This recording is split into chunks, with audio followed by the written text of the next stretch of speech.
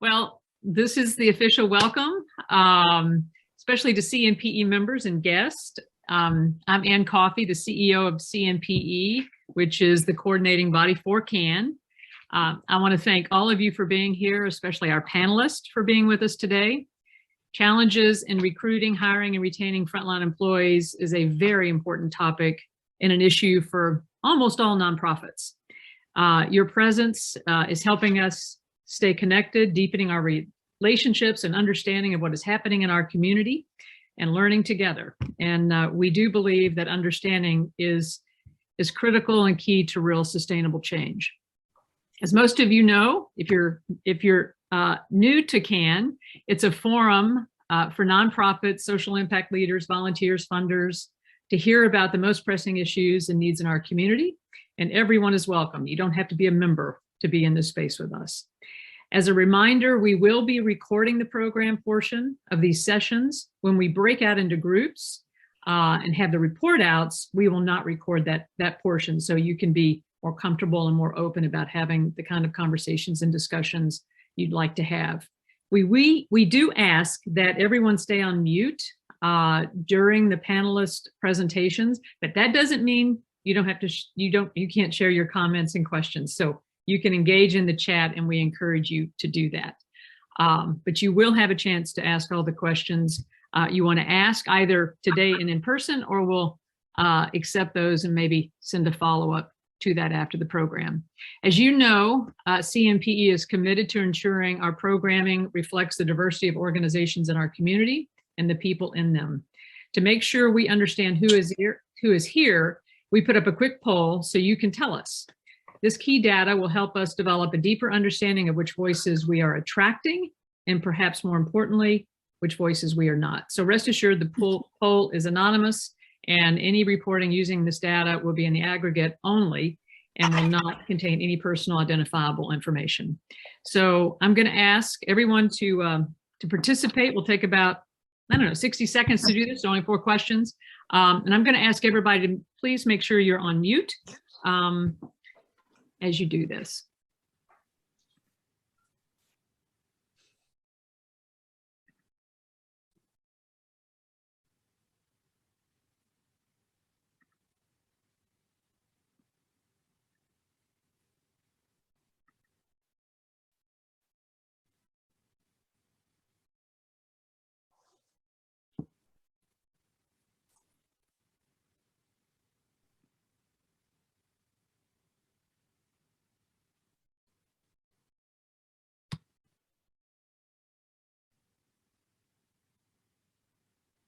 Okay, Merv, we good? 10 more seconds. Okay. Thank you all for participating.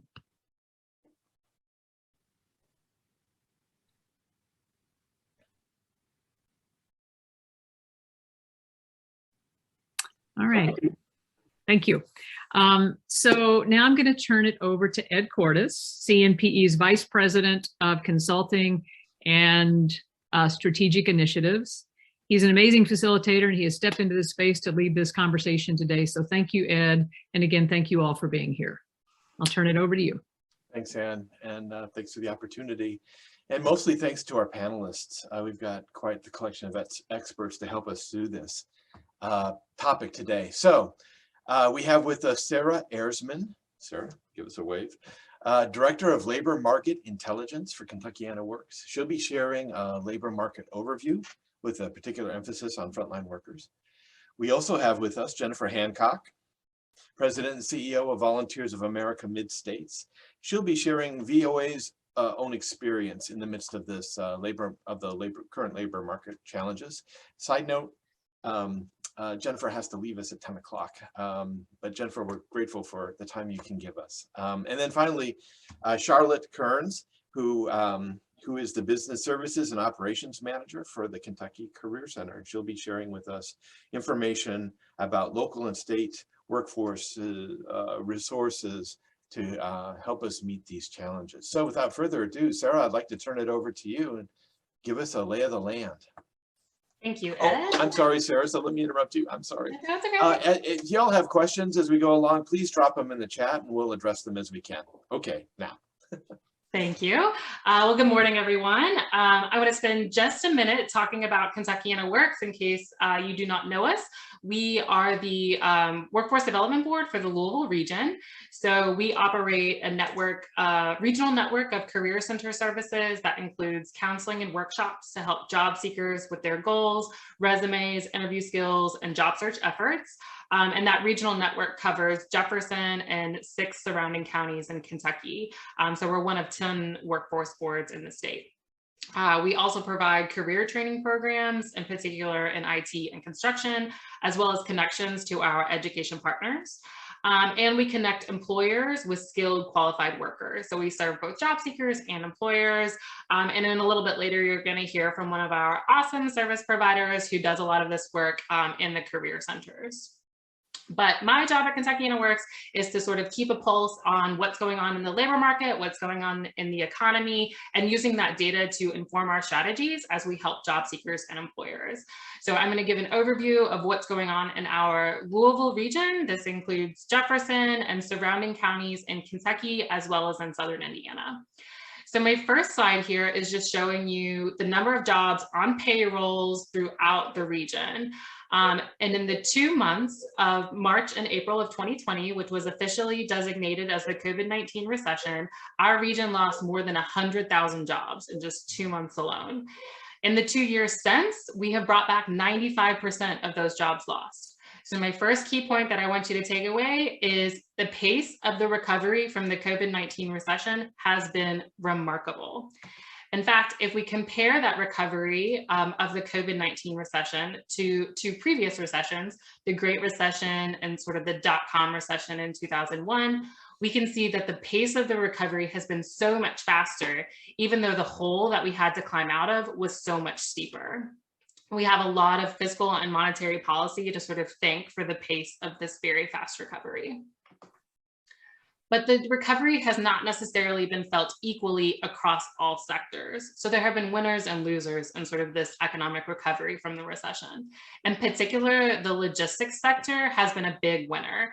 So early on in the pandemic, people really shifted their spending to online purchases. There was a huge need for logistics services.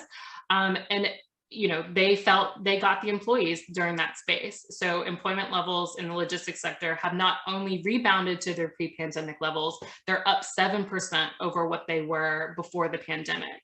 And so what we've seen is a huge surge in demand for those services, and then workers being attracted to that sector. We're also seeing sectors that employ a high number of high-wage educated workers, like the professional service sector and the financial activity sector, have both rebounded well beyond their pre-pandemic levels. Now, these sectors didn't really necessarily lose a lot of workers to begin with, and so their recovery was a little bit easier as compared to other sectors. So I want to point out the health services and education sector. This is a sector with a large, nonprofit sector presence. And here we see employment levels are just now back to the levels that they were before the pandemic. So the recovery has come along for this sector, but not as fast as some of the other sectors. The other one I want to point out is this other services sector, which also has a high representation from the nonprofit sector, which includes, civic and religious organizations are going to be included in this sector, but also sort of personal care services and repair and maintenance services are also in this sector. But at any rate, employment levels are down more than 10% compared to their pre-pandemic levels, one of the slowest to recover, just behind leisure and hospitality. So sort of similarly, we have also seen that the job recovery from the recession has not been equal across wage categories. And so our sort of frontline workers who end up in sort of these low wage jobs, in particular those that pay less than $14 per hour, saw the steepest declines in their employment levels and have been the slowest to rebound. In fact, employment levels for jobs that pay less than $14 per hour are still down 25% compared to their pre-pandemic levels, whereas our high wage and middle wage jobs have been much, much faster to recover. So the second point I want you to take away is that the unemployment rate is very, very low right now. And this means that if you are looking for a job, that you probably have one. So after hitting a peak of almost 17% in April of 2020, the unemployment rate has fallen precipitously to 2.7% in April. So again, this signals a very tight labor market and indicative of the fact that if you, again, are looking for a job, you most likely are employed. But one thing I want to make sure you understand is that the low unemployment rate is not because people have stopped looking for work. So this is showing us the size of the labor force. This captures the number of people who are either working or they looked for a job in the last month. And so this is sort of our pool of potential workforce within our region. And early on in the recovery, we did see a pretty steep fall off in the size of the labor force. But since then, we've been on a fairly positive trajectory as people sort of re-entered the labor market. And in the first quarter of this year, we reached our pre-pandemic levels. So our pool of potential workers is back to where it was before the pandemic. And we're in such a tight labor market right now that so many of them are actually employed instead of looking for a job. Or instead of, looking for a job and not having one. So at the same time, we're seeing a lot of tension in the sense that employers have a very high demand for workers right now. This is showing monthly online job postings in our region. And basically since the summer of 2021, we've seen just month after month of more than 20,000 new online job postings each month. So this is a record for our region. There are sort of two primary factors, I think, driving this. One is just pent-up demand, right? We couldn't do anything for more than a year. And so there was a lot of savings that people maintained. We got stimulus money and sort of the floodgates opened as restrictions were lifted. And so we're seeing just a lot of pent-up consumer demand, which is driving a need for workers to try to fill that consumer demand. But the other reason that I want to spend a little bit more time talking about is this idea of job-to-job transitions, where frontline workers, low-wage workers, we're seeing a very high percentage of them voluntarily quitting their job and taking employment elsewhere.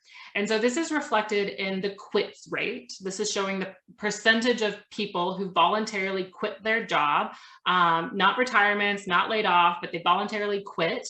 And we've seen it reach record highs in the recovery from the recession. This has sort of been framed as a great resignation, which I don't love because it seems to miss the other side of the story, which is that the rate of people being hired is also reaching record highs. And so I sort of like to call it a great reshuffle, because what we're seeing is frontline workers in particular are seeing, okay, look, there are a ton of job opportunities out there, and maybe I'm not particularly happy in my current position. Maybe I don't feel like I'm paid well enough. Maybe I don't think the benefits are sufficient. Maybe the schedule isn't very stable, or the schedule isn't very flexible. Maybe I don't feel valued, in my current position. Well, look, there are a ton of job opportunities out there. I'm going to voluntarily quit my current job and take employment elsewhere. So these job-to-job transitions are a big part of what we're seeing in the recovery, and is also sort of driving that high number of online job postings, because it's one person quits, right? That creates a new job posting for that position.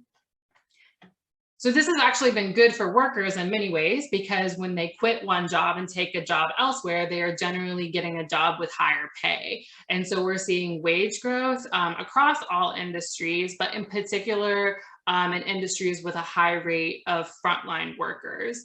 And so overall, we've seen wage growth across all industries at 12% from the third quarter of 2021 over the third quarter of 2019. But we were seeing the fastest wage growth in sort of retail, leisure and hospitality, and healthcare and social assistance, three sectors with a lot of frontline low wage workers. And so again, sort of a big factor driving that are people seeing the plethora of job opportunities, quitting their job and taking a position that pays them more. But after we control for inflation, as the cost of basic needs are increasing, wage growth has not actually kept up with those increasing costs. And so here we are seeing wage growth on the nominal level is really increasing quite fast.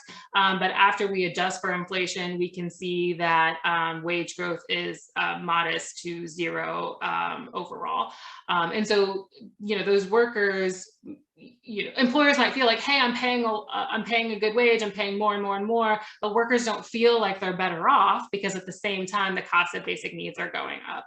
And so their wage growth is not enough to offset that increase in the cost of needs.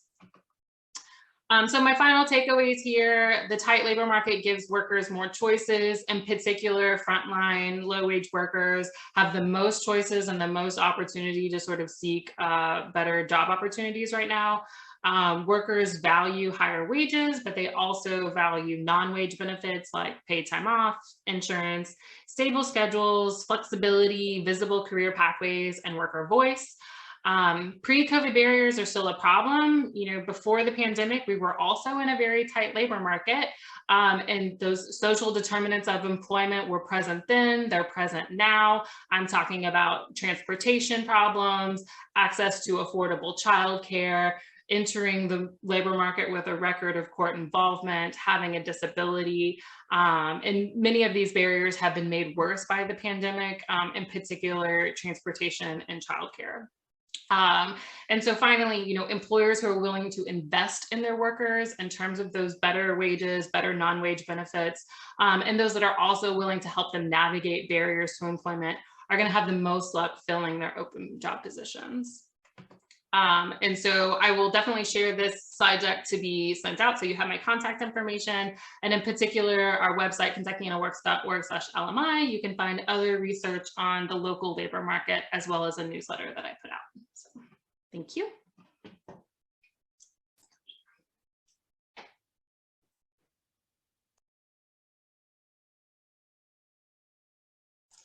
You think after 2 years I could figure out how to unmute.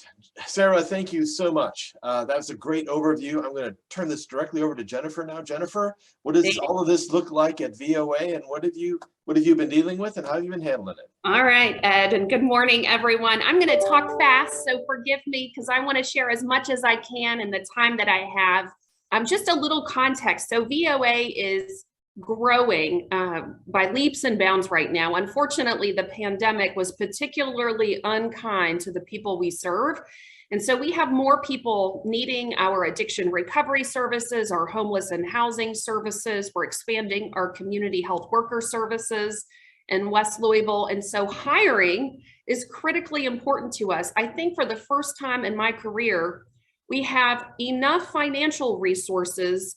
Well, I don't know that we ever have enough, but we have more than we're accustomed to because of the American Rescue Plan.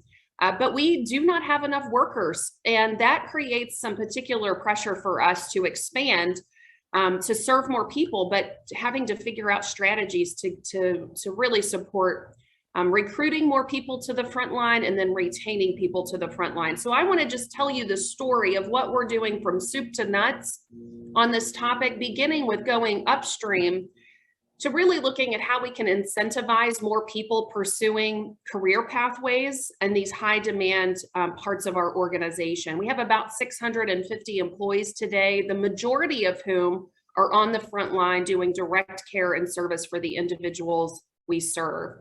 So we have initiated scholarships at the University of Louisville and Spalding University, whereby we are offering tuition assistance. In return, we are asking students to do field placements with us, and upon their successful graduation and upon the successful completion of their field placements, we are giving them a guaranteed job opportunity. And with that, we're asking them to make a 2-year commitment. So they're getting part of their tuition paid, they're getting a wonderful field placement, and then guaranteed employment on the other side of that. And we're actually using that for some of our frontline employees as a way to incentivize them and make it possible for them to return to school.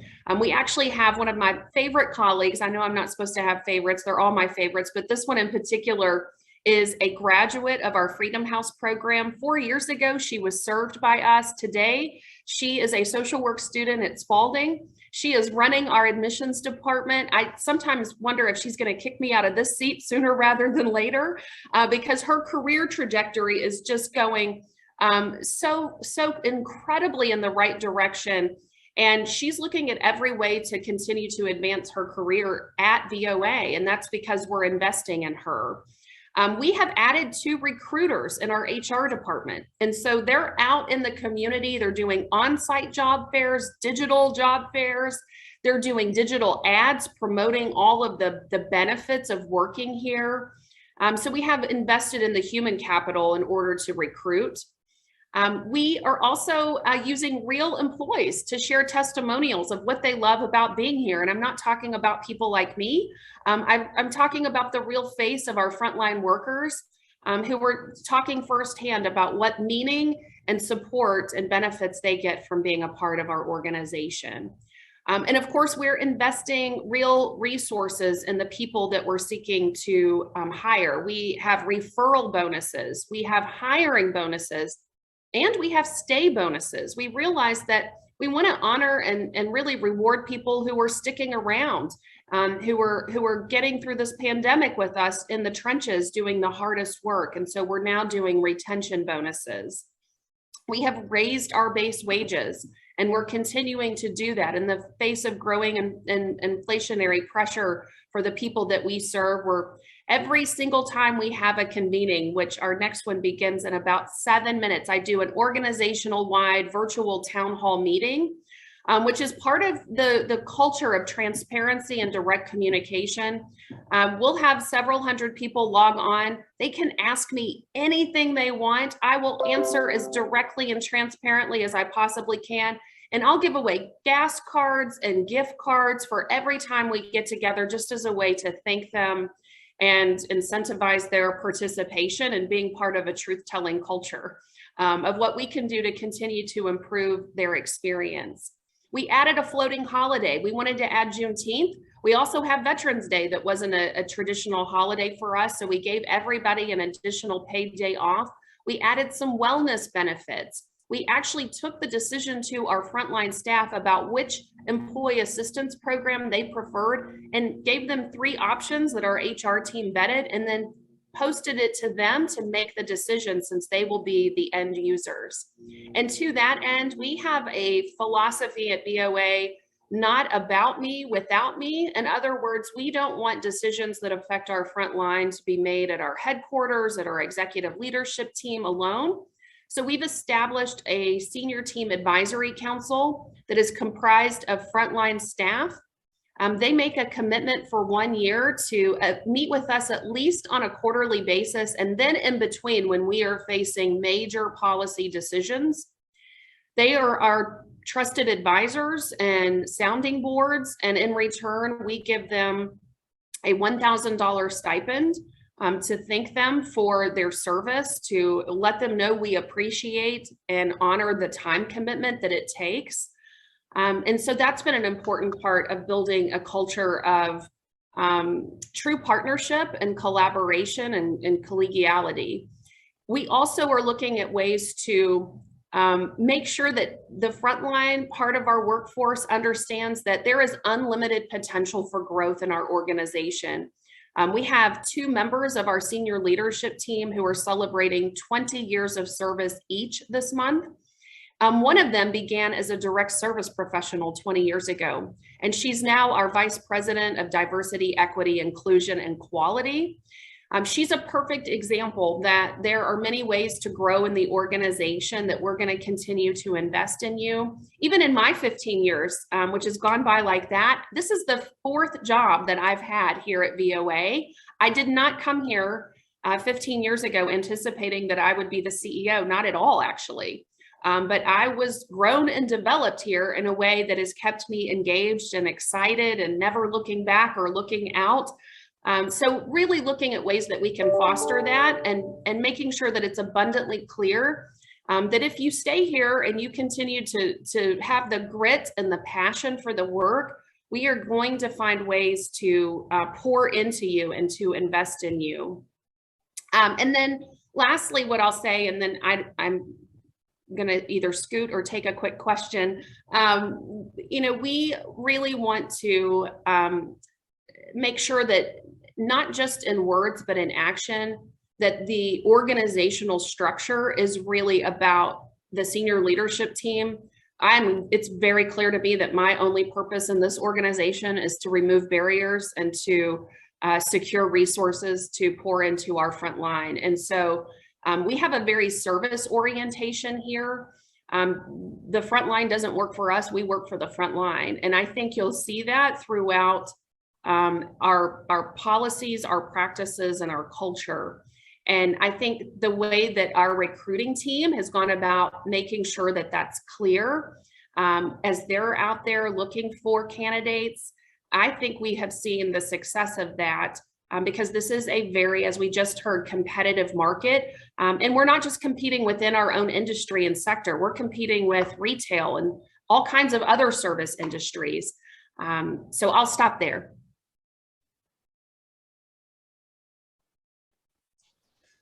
Thanks so much, Jennifer. Those are some credible insights and on the ground sorts of things to be thinking about.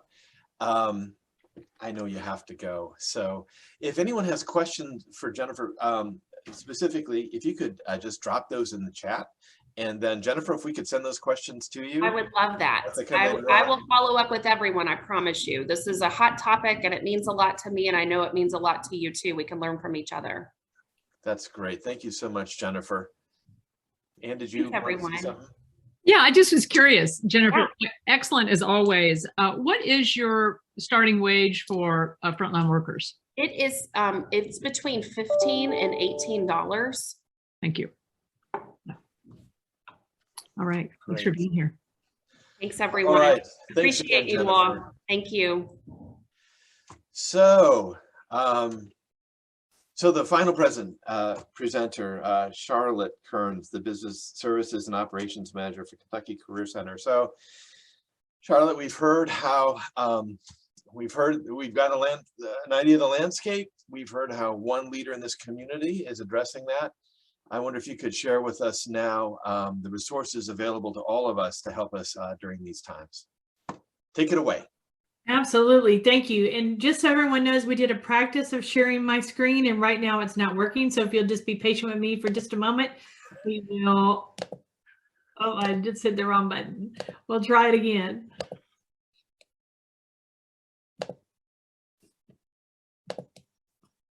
So I really enjoyed Jennifer's presentation. That was very inspirational. So thank you for that. All right, can everyone see my screen okay? Let's see, I need to move this out of the way here. So thank you for having me. As Ed said, I'm a regional business services and operations manager with the Kentucky Career Center team. What that really means is that I just have a fantastic team out in the 7 counties region that provides mobile career services. They handle recruiting, case management, coaching, job preparations, training, and more. And I'm also responsible for the business services team, and that's our business to business team that connects to businesses for their opportunities. And as Sarah said, we have no shortage of jobs. And we'll talk a little bit more about that as we move forward. So I just want to give you an overview about the Kentucky Career Center and the work that we do and how we can help to support the challenges that you're experiencing with recruiting and retaining staff. So as Sarah mentioned, the Kentuckiana Works covers a 7-county region that includes Bullitt, Henry, Jefferson, Oldham, Shelby, Spencer, and Trimble. And while many of you may not have operations in all of those counties, what that really means for you is that we have a broad bandwidth of recruiting opportunities to connect with talent throughout the region. I want to give you a brief overview about the business services team and how we can help to support you. Obviously, we're working with businesses to develop customized workforce solutions that are really an extension of their HR function. So we're helping with recruiting, some skill development, and finding the right talent to fit their needs. Also, we promote hiring through Focus Talent, and Focus is the statewide job portal. And that's where all of our applicant information is housed. So you can view resumes, you can see matches for your talent, and also your positions are posted. So it's much like Indeed or career builder, only there's no cost. Also, we use Kentuckiana Works social media, and we do weekly job seeker updates. And what that looks like is that's an email blast that sends top jobs out to all registered job seekers in the 7-county region. And that's sent through Kentuckiana Works every week. And we'd love to have your positions listed as well. And then, of course, we do a variety of recruiting and hiring events that have looked a lot different since COVID. So the in-person experience has been a little different than what we're accustomed to. We've had some fantastic events, and recently in the last quarter, there's been increased attendance. But I want to be candid that although we've continued to do recruiting events, job fairs, and that sort of thing, as always, the turnout of job seekers is significantly lower than what we ever experienced before. And just to build out on that a little bit, I think some of the challenges, as Sarah mentioned, transportation was always our #1 barrier for the job seekers that we serve. That's been compounded post-COVID, if we can say post-COVID, I don't even know if that's a thing, but it has been compounded because now even if you have transportation, the cost of operating on the road is prohibitive, especially if you have no income. Are you going to spend $10 to drive to the Career Center to get registered? Probably not, right? So those are some of the challenges that we have with getting job seekers to participate in those type of events. And we'll talk a little bit more about the job seeker support that we give and how we're addressing those issues. Also, the business services team can help employers with obtaining the Kentucky Fair Chance Bond and Work Opportunity Tax Credit. And those are two really valuable incentives for employers like you to help, one, mitigate risk, and two, control your cost. And there's some significant tax savings associated with hiring from various populations. And we'd be happy to help you with that. And our team does support registered apprenticeship and on-the-job training opportunities. And that's a really unique way for individuals to enter into a new trade or skill or sector that may not have the experience or educational background. Also, as you saw from Sarah, we have customized labor market information. In fact, last summer, she did a fantastic presentation that really influences a lot of the conversation we have with businesses, and it was regarding benefits cliff. And the benefits cliff is very real to the job seekers in our market. Even though there's been an increase in wages, it's difficult for folks to give up some of those entitlements that they may be depending on. It could be anything from food stamps to housing assistance. And oftentimes the wages don't offset the difference, and that's very painful and negative to their family situation. So that is I would say, our secondary challenge to transportation. Also, my team works with skill marketing qualified job seekers. So once we're partnered with the organization and we learn more about you and what your needs are, if we see talent walk in the door and we think, that's a great fit for ABC company, then we want to be able to reach out to you and put that resume in front of you, because speed to market is critical. Not only getting this top talent that's job ready to you, but that you can make some quick decisions in your hiring process to onboard these folks. Because trust me, everybody's calling them, trying to hire them. So the faster you can move, the better it would be.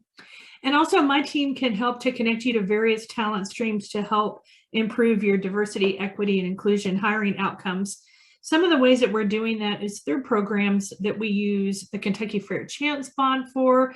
We work with transformational employment for people in recovery or people with felony convictions. And oftentimes we know that folks that are in those categories are often from marginalized populations. So anything that we can do to help give someone a fair chance, and what we don't really like to call a second chance, really just a fair chance to get their foot in the door, my team's here to help you. The next part of this presentation is about what we do for our job seekers. So this is really how we work with the people that come through our door that are looking for work and available for work. And I want to talk a little bit about that. We work under the Workforce Innovation Opportunity Act, and that act and that funding stream is designed to help to connect to folks that need job training and development. But that doesn't mean that's the only person that walks in our door. We have positions from entry level to the C-suite, and we have job seekers that are entry level to C-suite level. So really they run the gamut. So I don't want you to feel like we only have this unskilled talent pool. That is far from the truth. Not only do we have folks that have been long-term unemployed or maybe recently unemployed, but as Sarah said, there are a lot of what I call passive job seekers, folks that are already employed. They're maybe just not happy, looking for something different or need a new challenge. And they're sort of testing the water. And those candidates are in abundance. And there are a lot of reasons people are looking at changing their current job. And as we know, a lot of folks are looking for a hybrid opportunity, flexible scheduling, benefits are absolutely critical. There are a lot of things people are looking for, better work-life balance, I think, post-COVID than ever before. And there's also a generational mix too, where younger generations are definitely looking for something different than maybe what a boomer might be accustomed to, the standard 8 to 5 with a pension. Who gets a pension? I don't know. Also, we provide that same labor market information that we provide to businesses and more to the job seekers. So when someone comes in our door, we do an assessment with them. We help to identify what their interests are, their skills, and also we're sharing pertinent and current labor market information through a variety of different tools, including that we currently use a tool called the Career Calculator that gives a regional overview of what a particular position or opportunity looks like, what the pay ranges might be, and most importantly, what that career pathway is. And we're finding increasingly job seekers want to know, okay, if I come in this entry-level job, where do I fit in 5 or 10 years down the road? What's the pathway look like? Is there opportunity for me to grow? And often as employers, you have a lot of power in incentivizing job seekers to join you if you can create and illustrate that picture during the interview. Let them know, okay, this is a frontline position, entry level, but here's some of the success stories and here's what you can do, and letting them know what that opportunity looks like and painting a bigger picture for them. Also, we provide those same employer incentives to employees. So we've helped a lot of individuals that maybe had a felony conviction, that had theft or something that may have prohibited them from getting hired, but through the Kentucky Fair Chance Bond, they've been able to get a new opportunity. As I mentioned, we use the statewide focused job portal to help with job search. And that's something that's accessible 24/7 by their smartphone or home computer or in our resource centers. And this enables individuals to conduct searches, build a job search, and apply for opportunities through focus. Under the Workforce Innovation Opportunity Act, we can provide supportive services to qualified participants, and what that looks like currently is up to $1,000 per year for 2 years. And that funding can be used for a variety of things, including work, clothing, materials they might need, laptops. We can pay for transportation services, gas cards, and we even have a partnership with Lyft. So we're able to get a lot of folks to and from work that may not have had that opportunity before. As Sarah mentioned, I'm referring to Sarah a lot, but we work very collaboratively. But when she went through her slides, I'm like, yes, that's exactly what we do. We have a robust portfolio of community partners and relationships throughout the 7-county region. Where that's important to you is we're not one size fits all, right? We're the one-stop center. It's a one-stop shop where you can come, but we need resources to help individuals address barriers to their success. Sometimes in a conversation with one of our talent development team members, we might identify someone, maybe they have an unstable work history. And through that relationship and rapport, we identify that that individual has a substance abuse issue, or maybe they have a housing issue, or maybe they're not sure where they're going to get their meal tonight. And those are all important, critical barriers that we have to address to help people be able to be successful in the workplace and experience the dignity of work. That's where those partnerships really benefit you, because we're working with the whole person before we send them out and say they're, as we say, job ready. We provide professional resume services. Our team is all certified professional resume writers or in the process of receiving that credential. And they work very closely to help the team or their team of job seekers to have a resume to be job ready when they come to you, to help you understand what their experience looked like. We talked already about the direct connections that we provide to employers. I think that's really important. I don't know about you, but I have several positions posted right now, and I get a lot of applicants, and probably 80% are not qualified. And when I pick up the phone to pre-screen, they're not really interested. I'm not sure why they're applying.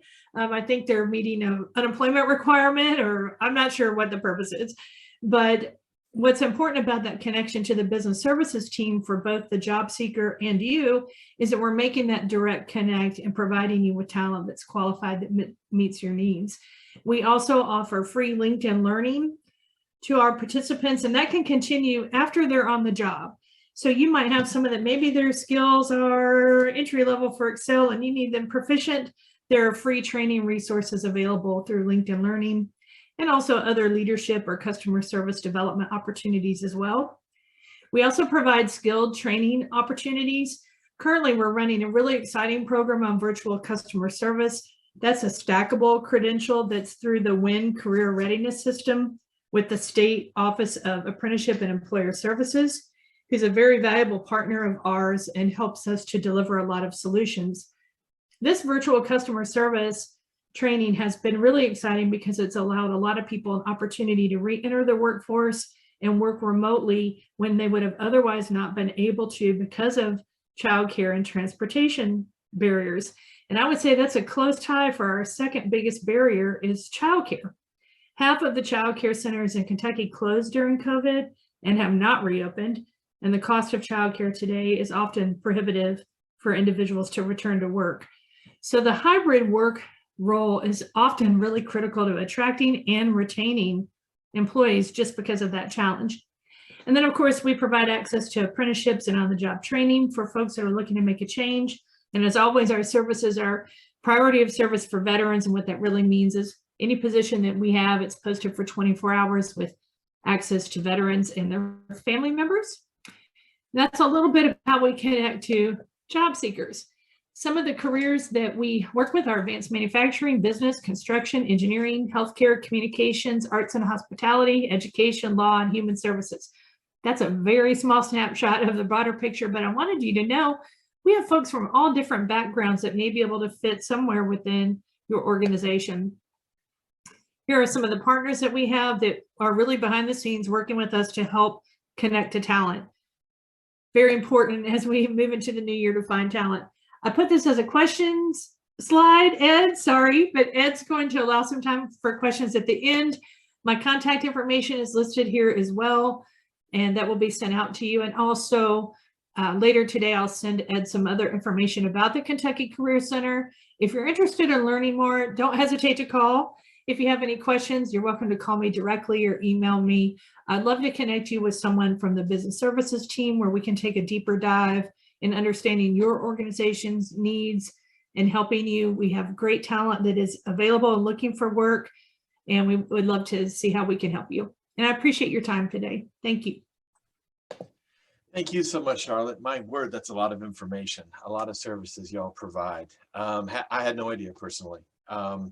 So thank you. Thank you so much for sharing it.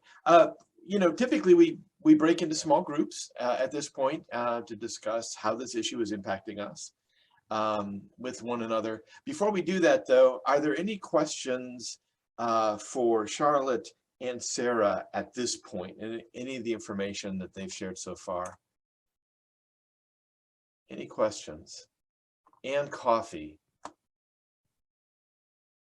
It's not so much a question, but a statement. I really appreciate the Kentuckiana Works team being so open to all the meetings we've been in with them and their responsiveness to us. And so what is really happening here is some nonprofits, typically the larger ones, have worked with Kentuckiana Works over the years, but they've not really been connected, not to their fault. They were established for the private sector to help in that space.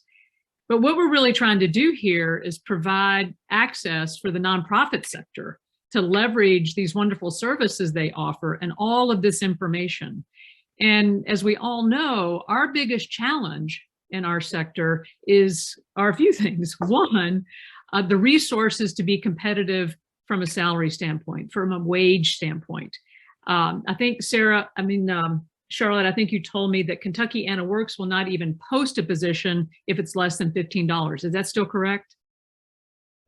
No, that's not correct. That's our primary focus. We try to achieve a sustainable living wage for individuals that we place, but we have minimum wage positions as well. So we post all positions. Okay.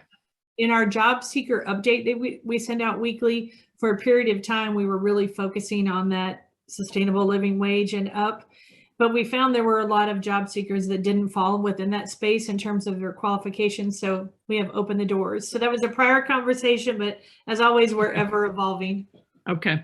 But the point is, in order to be competitive, wage is a big factor for us, more so than ever before. And culture. I mean, I'm hearing that over and over in the conversations with Charlotte and Sarah and all their teams about how important it is to invest in people. And, you know, again, nonprofits tend to be under-resourced. Everybody's working 3 jobs. It's a challenge. So this is a cultural shift for us. So this is one of the reasons we thought it was so important to bring this conversation and start elevating this topic, to start shifting our mindset around how are we going to be creative and innovative to not only take care of the people we serve, but to really start taking care of each other and taking care of the people that work with us and for the organizations. So I just wanted to plant that seed. This is really a new opportunity for all of us on this call to be more connected with the resources that have been out there for the private sector for a long time. And we've got a willing and wonderful team that's open to helping us transition and work together in different ways. So I'm just very pleased about that. And I just wanted everybody to understand what's really happening here. And when you get the information from Charlotte about how to get connected into all of the people they're connected to, it's an enormous amount of resources. So I just wanted to make that plug. And if you don't mind, I just wanted to add on that, just to give you an idea of how wages have changed in our market. I just finished last night a reconciliation of our job placements for the manufacturing sector, which, you know, is primarily comprised of entry-level positions. And for this program year, our average wage is $19.88. So that gives you kind of an idea of what you're competing against when you're recruiting, is you've got folks that are paying $16 to $22 an hour. And it's really tough. You're all recruiting from the same talent stream. Right. That's right. All right. I think we're going to go ahead and break into our small groups. I know if you can't stay for the small groups, we want to say thank you so much for joining us today. Look for the follow-up information. It'll be links and the like will be emailed to you before we break into small groups. If you can't stay with us, thank you. And if you could dive out now, it's easier for us to do small groups before we form them and everybody leaves. Merv, can you throw the questions up in the chat? Just for your small group discussions, pretty predictable discussion. You know, what challenges are you facing right now? How are you meeting them? What resources are you using? What resources do you wish you had? And how do you think nonprofits can help one another through all of this and support each other in this sector? And of course, any additional questions you may have for our panelists. So Merv, you want to go ahead and break us into a few small groups here?